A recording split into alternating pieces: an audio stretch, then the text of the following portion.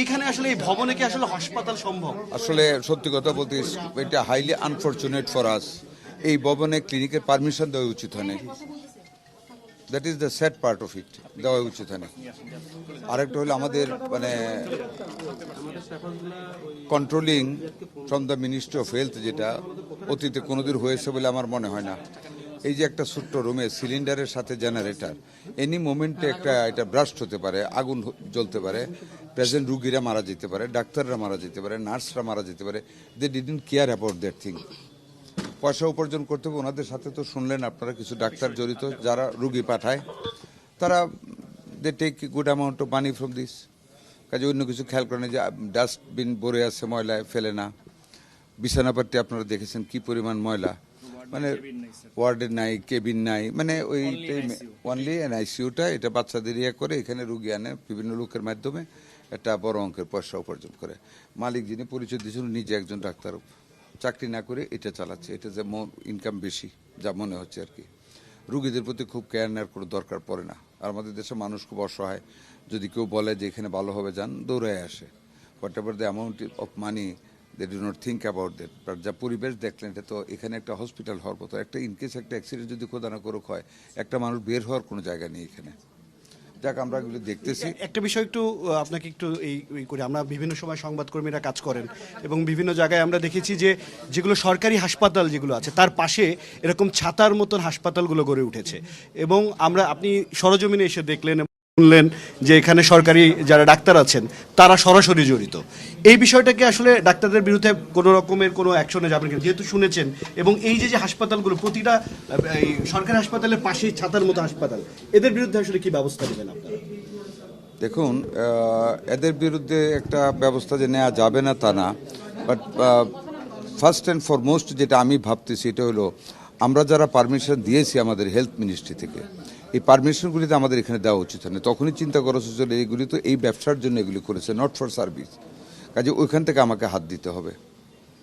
আমরা রিথিঙ্ক করবো এখন এই হাসপাতালগুলির ব্যাপারে, ক্লিনিকগুলির ব্যাপারে, এবং ডাক্তাররা যারা জড়িত গভর্নমেন্ট চাকরি করে এই ব্যাপারে আমরা বিধি মোতাবেক, আইন মোতাবেক কী করা যায় এটা আমরা করব। স্যার, ঢাকা মেডিকেল বা সরকারি মেডিকেলগুলোতে আসলে সময় মতো পর্যাপ্ত সেবা না থাকাটাও একটা বড় কারণ এই সব হাসপাতালগুলো। সেই জায়গার ক্যাপাবিলিটি বাড়ানো, স্যার, সেগুলোতে যেমন বিএসসি এর মধ্যে স্পেশালাইজড ইউনিট রয়েছে, পড়ে আছে স্যার। এত বাংলাদেশে অনেক ফ্যাসিলিটিস আছে সরকারি, সেগুলোকে চালু করা, সেগুলোকে একটু আগায় নিয়ে আসা, মানে যেহেতু আপনি নতুন একজন একটা স্থূলতা আছে। দেখুন, আমরা মানে পেশেন্টের যে অ্যামাউন্ট অফ পেশেন্ট, ওইটাকে আমরা এখন পিপিপিতে, পাবলিক প্রাইভেট পার্টনারশিপে আমরা 1000 রুগী প্রাইভেট হসপিটালে শিফট করব। আমরা প্ল্যান করেছি, খুব তাড়াতাড়ি কাজটা শুরু করব। কিছু সাবসিডি গভর্নমেন্ট থেকে আমরা ওই পেশেন্টদের জন্য দেব। যেমন ধরেন নামকরা হসপিটাল হতে পারে ইউনাইটেড, লাইক শাহাবুদ্দিন, সমরিতা। আমরা 1000 পেশেন্ট ওদেরকে পিপিপিতে আমরা ওই পলিসি আমরা নিচ্ছি, ঢাকা মেডিকেলের উপর বার্ডেনটা কমানোর জন্য ওইখানে দেবো। তো আমরা বিভিন্নভাবে ট্রাই করতেছি যে এই প্রেশারটা কমানোর জন্য। কিন্তু তার মানে এই না যে আমাদের রুগীরা এভাবে ব্যবহৃত হবে বা এরকম মিসম্যানেজমেন্ট একটা হসপিটালে এসে তারা থাইকা জীবন ঝুঁকির মধ্যে ফেলে দিবে।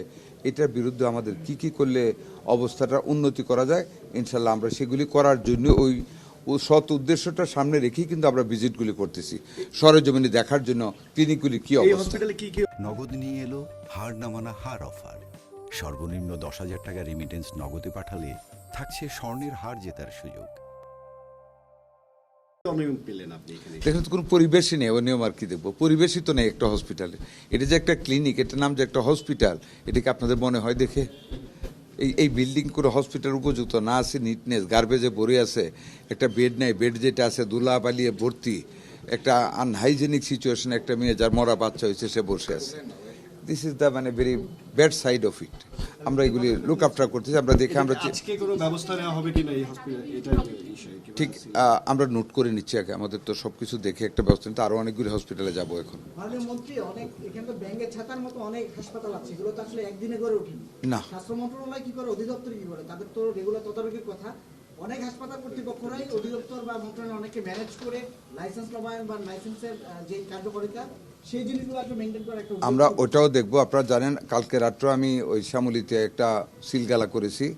আজকেও আমাদের ডাইরেক্টর সাহেবের নেতৃত্বে কয়টা দেখেছেন আজকে? 8টা ক্লিনিক আমরা ভিজিট করেছি ওইখানে। তার মধ্যে 2টা বন্ধ করা হয়েছে, 3টা বন্ধ করা হয়েছে। বাকিগুলিকে মানে রিকমেন্ড করা হয়েছে কি কি ডেভেলপমেন্ট করতে হবে। এইভাবে আমরা সকলগুলির উপর একটা ভিজিট আমরা অব্যাহত রাখবো, অভিযান অব্যাহত রাখবো। এর মধ্যে যেগুলি একেবারে আউটফিট, যেগুলি একেবারেই ভালো না, অমানবিক পরিস্থিতি, এগুলি আমরা ক্লোজ ডাউন করে দেবো। আর যেগুলি নাকি কমিটমেন্ট দিবে, আমরা কালকেই বসে আমরা চিঠি দেওয়া শুরু করব। যারা কমপ্লায়েন্স করবে, যা যা বলার মানে আমাদের লাইসেন্স নেওয়ার সময় যা যা কমিট করেছে, যারা এগুলি করবে একটা নির্দিষ্ট অল্প সময়ের ভিতরে তাদেরটা থাকবে।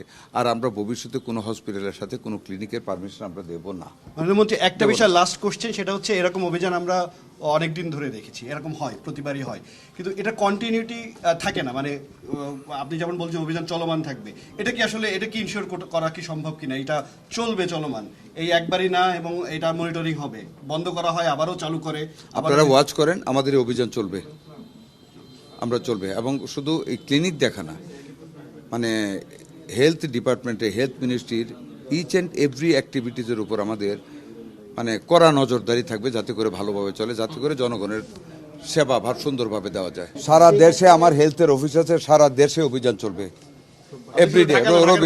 ঢাকার বাইরে এবং মানে টেকনাফ থেকে তেঁতুলিয়া পর্যন্ত প্রত্যেকটা জায়গায় অভিযান চলবে। আমাদের স্বাস্থ্যকর্মীরা আছে, অফিসার আছে, তাদের আমরা মানে ইনস্ট্রাকশন দিব আগামীকাল সব জায়গায়। আপনি কি সরজমিনে যাবেন কিনা? আমি তো যাচ্ছি, কত গেলে গেছি, আজকে আসছি, আরো দেখবেন ঢাকার বাইরে যাইতে পারি বাইরেও যে। তবে আমার তো অফিসেও কাজ করতে হয়, এখানে আসতে কাজে একেবারে কন্টিনিউয়াসলি আমি ঢাকা বাইরে গেলে তো আমার অফিস চলবে না, কাজে দুই কুলি রক্ষা করতে হবে। তার মধ্যে যে যাবো না বাইরে, তার বাইরেও তো আমি যাচ্ছি। ঈদের দিন আমি কাপাসিয়া হাসপাতালে গিয়েছি, কয়েকদিন আগে মানিকগঞ্জের সিঙ্গেরি গিয়েছি, আরও যাবো ইনশাল্লাহ। ধন্যবাদ।